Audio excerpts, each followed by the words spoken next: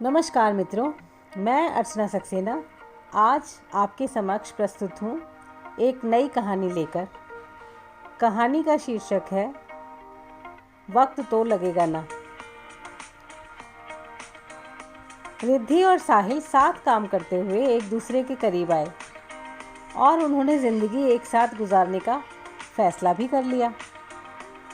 एक दिन रिद्धि साहिल को अपने मम्मी पापा से मिलवाने अपने घर लेकर आई। मम्मी पापा दोनों उससे मिलकर बहुत प्रसन्न हुए। साहिल और पापा तो इतना घुल मिल गए जैसे बरसों से एक दूसरे को जानते हों। रिद्धि ने पापा को इतना खुश कम अवसरों पर ही देखा था, पर मम्मी ने साहिल से कितना कुछ पूछ डाला जो रिद्धि को नहीं भा रहा था। साहिल के जाने के बाद रिद्धि ने आशा भरी नज़रों से उन दोनों से पूछा, कैसा लगा आप दोनों को साहिल? पापा ने तो प्रशंसा के पुल बांध दिए, पर मम्मी चुपचाप बैठी कुछ सोच रही थी। आखिर चल क्या रहा है इनके दिमाग में? रिद्धि ने प्रश्नवाचक दृष्टि उन पर डाली तो बोली, रिद्धि लड़का तो अच्छा है वैसे, पर अपने घर वालों से कुछ ज़्यादा प्यार करता है वो। उन्हें छोड़कर अगर अलग नहीं हुआ तो सारी जिंदगी तुम्हें अपनी ससुराल में खटना पड़ेगा। सुनते ही पापा आग बबूला हो गए। ये क्या सिखा रही हो बेटी को? जो तुमने मेरे साथ किया वही शिक्षा तुम बेटी को दे रही हो। आप तो चुप ही रहिए। हम अलग नहीं हुए होते तो अभी तक उस परिवार में पड़े सड़ रहे होते जहां हमारे हिस्से 2 छोटे छोटे कमरे आए थे बस। मैंने हिस्सा मांगा तो व्यापार भी चमक गया, आलीशान घर भी बन गया। तारीफ तो कभी करोगे नहीं, बस बुराई ढूंढते ही रहना मुझ में। मम्मी ने तेज़ आवाज़ में कहा तो पापा दर्द भरी आवाज़ में बोले, तुमने मुझसे क्या छीन लिया तुम कभी समझ ही नहीं पाई और कभी समझोगी भी नहीं शायद। स्वार्थ का चश्मा चढ़ा रहा तुम्हारी आंखों पर पूरी ज़िंदगी। मम्मी फिर शुरू हो गई, रिद्धि बेटा सुखी रहना है तो इनकी बातें मत सुनना।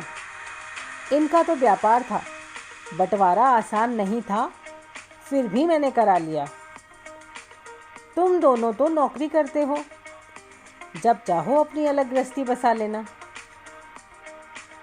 पर अलग होना क्यों है? मेरा परिवार तो फिर भी बड़ा था। माता पिता और 3 भाई सपरिवार एक घर में रहते थे।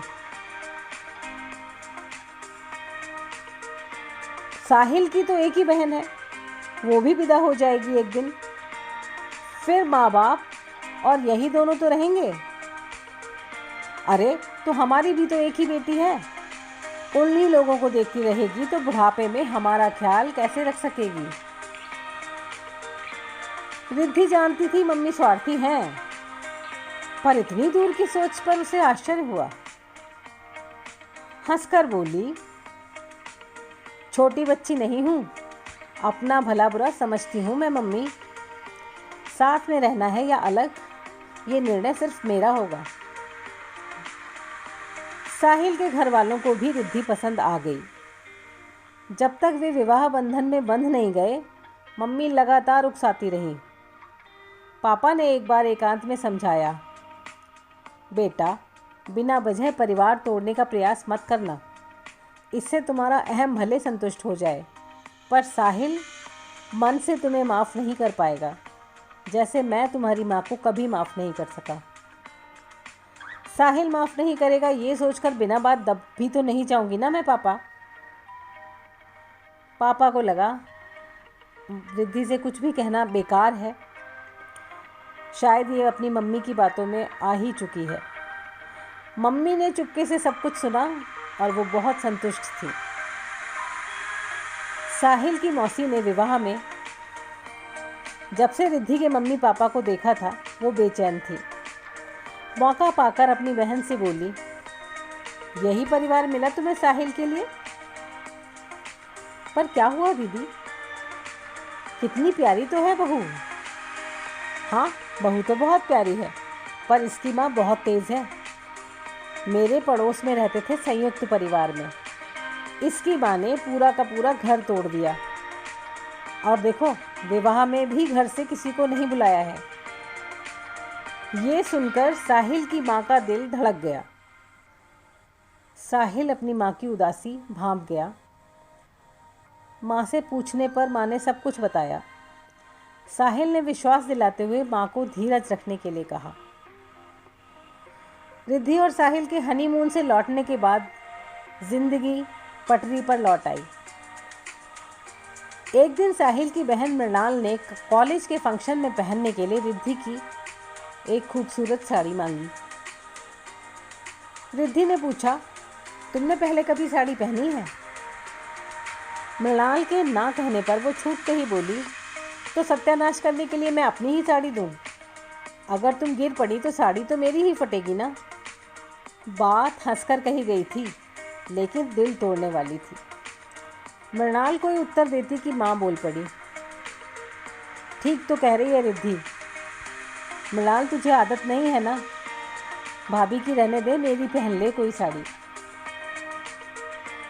मृणाल का उतरा चेहरा देखकर रिद्धि को लगा कि उसने गलती कर दी है, परंतु मम्मी को जब बताया तो उन्होंने इस बात पर बहुत खुशी जताई।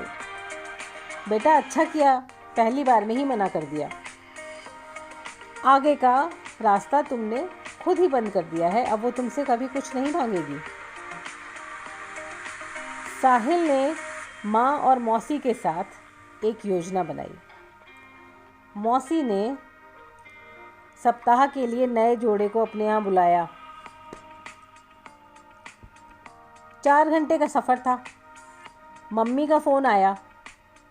रिद्धि शहर का नाम बताती कि साहिल बोल पड़ा, सासू माँ आप 1 हफ्ते बाद ही रिद्धि से सब कुछ हाल ले लेना, अब हमें चैन से घूमने दीजिए ना। इसके बाद उन्होंने सप्ताह भर फ़ोन नहीं किया, कहीं दामाद जी नाराज़ ना हो जाए। मौसी के घर खूब आदर सत्कार हुआ। घर के बराबर में आलीशान तिमंजिला कोठी थी। रिद्धि को मौसी ने बताया कि पड़ोसियों ने डिनर पर बुलाया था। रिद्धि तो हैरान रह गई, पड़ोसी, मौसी के पड़ोसी और हमें डिनर पर बुलाया है। सब लोग तैयार होकर वहाँ गए। वहाँ जितना अपनापन और प्यार पाया वो कल्पना से कहीं परे था। घर में हम उम्र युवक युवतियाँ थे जो बहुत प्रेम से मिले। ऐसा लगा जैसे वो कब से सबको जानती है। एक बुजुर्ग ने आकर रिद्धि के सिर पर आशीर्वाद का हाथ फेरा तो रिद्धि स्वयं को रोक न सकी और बोली, ऐसा क्यों लगता है कि आप सबको जानती हूँ मैं? ऐसा लगा जैसे मेरे पापा ने ही मेरे सिर पर हाथ रखा है। क्योंकि ये तेरे बड़े पापा और मैं छोटा पापा हूँ, दूसरे बुजुर्ग ने आकर कहा। ओह, तो वो अपने ही घर में खड़ी है और अपनों को ही जानती भी नहीं। तभी एक वृद्धा ने पास बुलाकर गले लगा लिया। मैं तेरी दादी हूँ बेटा, तेरे दादा तो तेरे पापा की राह देखते चले गए, मुझे तू उससे मिलवाएगी ना? रिद्धि की आंखों से आंसू बहने लगे। इतने प्यारे परिवार से वो दूर थी। पापा सच कहते हैं कि मम्मी ने उनसे क्या क्या छीन लिया। सप्ताह भर अपने परिवार के साथ बिताकर जब वो वापस आई तो परिवार का महत्व उसके सामने स्पष्ट था। मृणाल आईने के सामने माँ की एक साड़ी कंधे पर फैलाए खड़ी थी। रिद्धि पूछ बैठी, कहीं जाने की तैयारी है? अनमनी सी मृणाल ने जवाब दिया, हाँ भाभी, सहेली की बहन का विवाह है, उसी में जाना है। तो ये फीका रंग पहनकर जाओगी? रुको ज़रा। रिद्धि अपने कमरे में जाकर वही खूबसूरत साड़ी निकाल कर लाई जो मृणाल को पहले पसंद आई थी और मृणाल के कंधे पर फैलाकर पिछली बार की गलती के लिए क्षमा मांगी। साहिल और माँ बाहर खड़े मुस्कुरा रहे थे। आखिर नए घर को परिवार मानने में थोड़ा वक्त तो लगेगा ना। तो कैसी लगी आपको ये मेरी कहानी? कृपया मुझे ज़रूर बताएं।